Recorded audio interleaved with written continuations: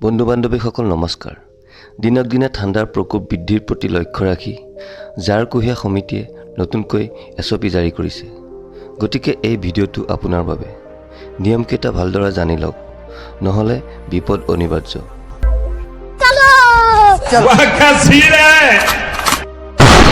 SOP number 1। এতিয়া আপুনি দিনৰ 2 বজালৈকে গুড মৰ্নিং ক'ব পাৰিব। रुको जरा सबर करो बोला धक्का मुक्की नहीं करने का वीडियो को आगे देखो কাৰণ ঠাণ্ডাৰ বাবে শুৱাৰ পৰা উঠি গা পা ধুই ৰেডি হোৱালৈ 12 বাজি পাৰ হয়। যাতে গুড মৰ্নিং কোৱাৰ পৰা বিৰত থাকিবলগীয়া নহয়, সেয়েহে 2 ঘণ্টা সময় বঢ়াই দিয়া হৈছে।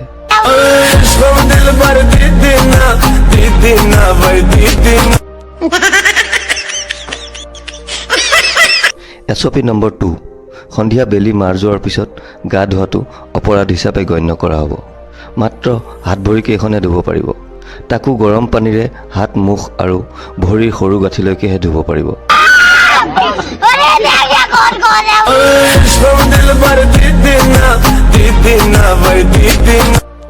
যদি কোনো ব্যক্তিয়ে মৰসাহ কৰি গা ধুব বিচাৰে, তেন্তে লগত থকা কেইজনে বাধা দিয়াটো বাধ্যতামূলক।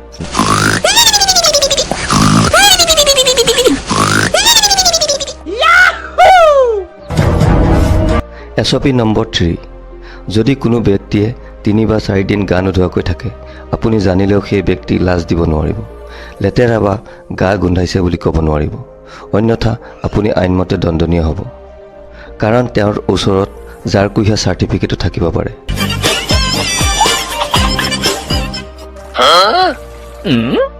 ये क्या कर रहा है? नहा रहे। अबे हमको ठंडा उंडा नहीं लगता है, हम तो रोज ठंडा पानी से नहाते हैं। तू साला कोड़िया है।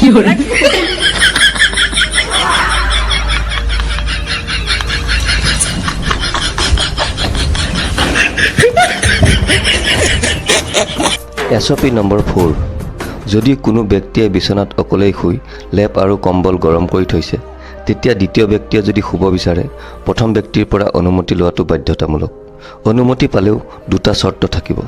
প্ৰথমটো হ'ল তেওঁ ঠাণ্ডা হাত ভৰি ইজনৰ গাত লগাব নোৱাৰিব।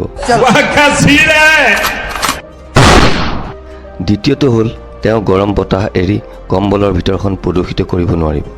যদি তেনে কৰে, সেইটো এটেম্প টু মাৰ্ডাৰ বুলি ধৰি লোৱা হ'ব।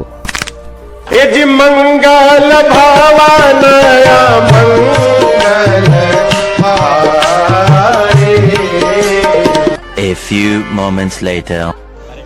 SOP number 5। যদি কোনো বিশেষ ব্যক্তিয়ে গা ধুবলৈ অসুবিধা পায়, তেতিয়া তেওঁ মাত্ৰ চুলিখিনিত পানী অকণমান মোহাৰি লৈ কোনোবা গা ধুই অহা ব্যক্তিক স্পৰ্শ কৰিলেই তেওঁকো গা ধুই অহা বুলি মানি লোৱা হ'ব।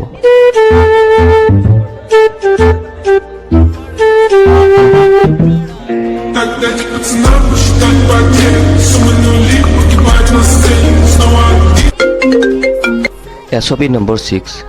যদি কোনো ব্যক্তিয়ে নিজৰ পত্নীক গা ধুবলৈ গৰম পানী কৰিবলৈ কয়, যদি পত্নীগৰাকীয়ে নোৱাৰো বা কৰি নিদিওঁ বুলি কয়, তেতিয়া পত্নীগৰাকী মানহানি গোচৰত অভিযুক্ত হ'ব আৰু তেওঁৰ শাস্তি হিচাপে 10 দিনৰ বাবে TV চিৰিয়েল আৰু মোবাইলত শ্বৰ্ট ভিডিঅ' চোৱাৰ পৰা বিৰত থাকিব লাগিব।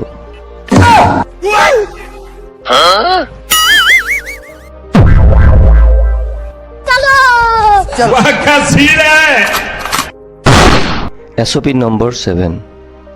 ঘৰৰ কোনোবা এজন ব্যক্তি যদি শুই থাকে, তেতিয়া সেই ব্যক্তিক পুৱা 9 বজাৰ আগত জগাব নোৱাৰিব, অথবা কম্বল লেপ টানি আজৰি তেওঁক উঠাবলৈ চেষ্টা কৰিব নোৱাৰিব। তেনে কৰিলেই সন্ত্ৰাসবাদীৰ আক্ৰমণ হিচাপে গণ্য কৰা হ'ব।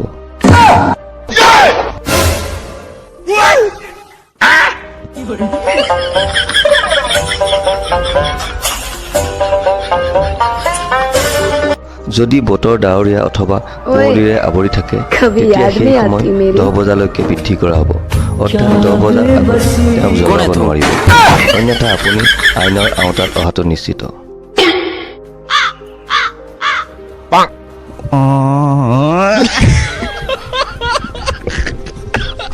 বন্ধু বান্ধৱীসকল, এই নিয়মকেইটা নিজেও মানি চলিব আৰু এই ভিডিঅ'টো আপোনাৰ বন্ধুবৰ্গলৈ শ্বেয়াৰ কৰি দিব, যাতে এই নিয়মকেইটা সকলোৱে জানিব পাৰে। আজিলৈ আহোঁ। ধন্যবাদ। জয় আহোম।